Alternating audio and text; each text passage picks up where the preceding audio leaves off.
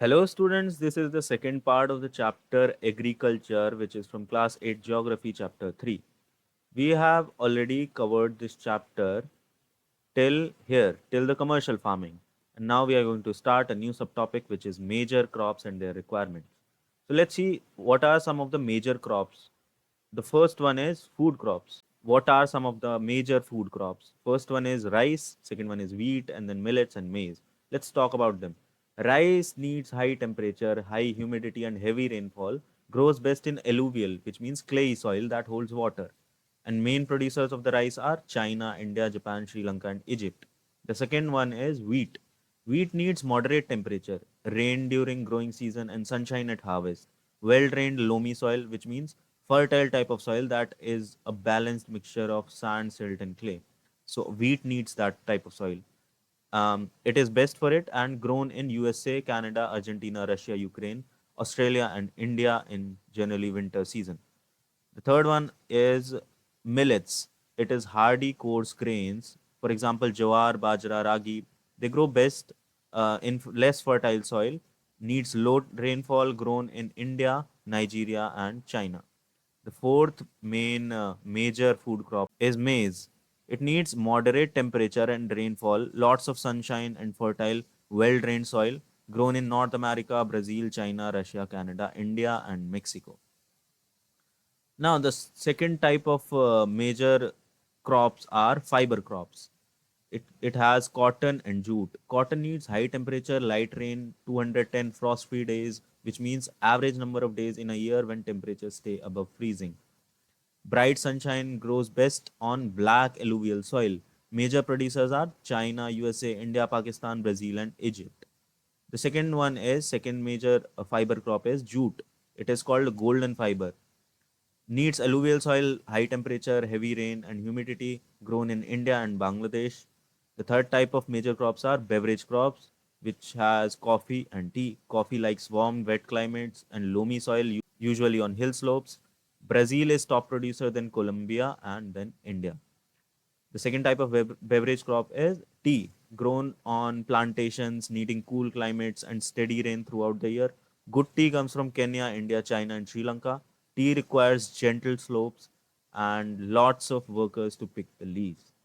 So, these are the major crops that are out there, and we have talked about them and what are the requirements for them, such as the type of soil and type of the climate they need. Now let's talk about the agricultural development. The agricultural development means improving production to keep up with population growth. Ways to develop agriculture includes increasing area under crops, growing more crops, improving irrigation, using fertilizers and high yield seeds, and using machines. So as the population is growing, we need more and more food. So agricultural development is necessary, and the ways to develop agriculture include, increasing the area under crops to grow more crops and improving irrigation, which means giving water facilities and using fertilizers and high yield seeds and using machines. The main aim is to make food more secure for all the people out there. In developing countries like India, small farms are common and mostly used for subsistence, maintaining or supporting oneself, especially at a minimal level. So, in developing countries like India, we do farming mostly for the subsistence use, for only ourselves, not for the commercial purposes. In developed countries like USA, farms are large and focus on commercial production, means for large business, and they even export their food. Let's see some case studies, farms in India and the USA. Let's talk about farms in India. This is one of the example of farm in India. Munna Lal lives in Adilabad, Uttar Pradesh, and has 1.5 hectares of land. He grows two crops a year, usually wheat or rice and pulses, using advice from friends, elders, and agricultural officers. Uses modern seeds bought every other year, rents a tractor, and irrigates his field with rented tube well water. He keeps buffaloes and hens, sells milk in the local cooperative, and gets advice on livestock from the co-op society. Now, co-op society means people come up together voluntarily to help each other and share resources. Family helps on the farm. He sometimes borrows money from the bank or cooperatives. So he's a small farmer. He does a small farming. sells crops at the mandi but suffers due to poor storage facilities, often being forced to sell even when the prices are low. Recently, government improved storage options. So Munna Lal is a small farmer who is trying to grow crops for subsistence farming and for some for selling, and he sometimes sells them at a lower rate because the prices in the market are low. Now let's talk about the farm in USA. This is also one of the example from USA. Typical American farms are much larger, about 250 hectares, and the farmer usually lives on the farm. Example, Joe Horan from Loa owns 300 hectares. He grows corn and tests soil samples regularly for nutrients, uses satellite linked computer machines, tractors, harvesters, etc., and applies fertilizers and pesticides scientifically. The farm has modern automated grain storage and produce goes to market agencies. American farmers operate more like business managers. So this is a commercial farmer who grow for commercial purposes, a large farming. These case studies illustrate the stark difference between small scale subsistence oriented farming in developing countries like India and large scale technology driven commercial farming in developed countries like USA. Key contrast, let's see the key differences between them. So as you can see that Indian farmer is growing for his own use, mostly subsistence oriented farming, and sell the crops sometimes at a lower rate and a small amount of these crops. But in USA we see the large scale farming is being done and the technology driven commercial farming is there because he is growing for the commercial purpose for the market out there, and they even export their crops. So that's why. Now, key contrasts, key differences we can see in the case study is about scale and technology.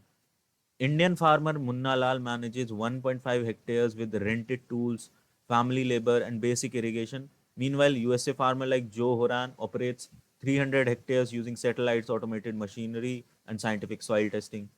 As you can see that the major difference is about scale and technology. The USA one is using more technology and the scale is larger. Meanwhile, the Indian farmer is using small scale farming and the technology is not that good.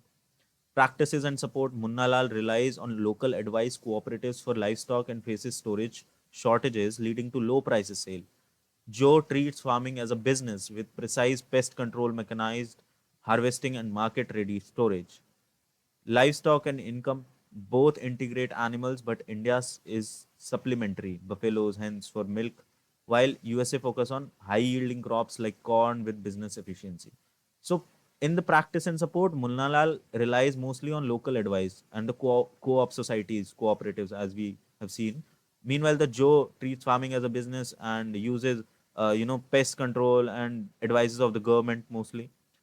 The livestock and income, we can see that both have animals, but in India, it is supplementary, buffaloes, hence for milk. Meanwhile, USA focuses on high yield crops like corn with business efficiency.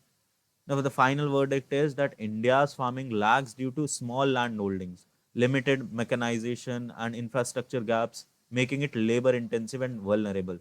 We need more farmers because our technology is not that good, though we are growing gradually, but it is still in the developing process. Meanwhile, the USA, it is a developed country, and USA's model excels in productivity through technology and scale, acting like agribusiness. Means they are producing for their business as a commercial purpose. Yeah, so this is it for this chapter. And if you want to understand topics like these even better, you can check out Pathshala.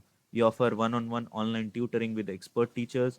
Just download the app from the description and start learning with personal guidance. This is the website, I'll put it in the description. And if you like the video, please give it a thumbs up, comment down your doubts below, subscribe to the channel for more such videos and lectures. We'll meet in the next video soon. Till then, take care and bye bye.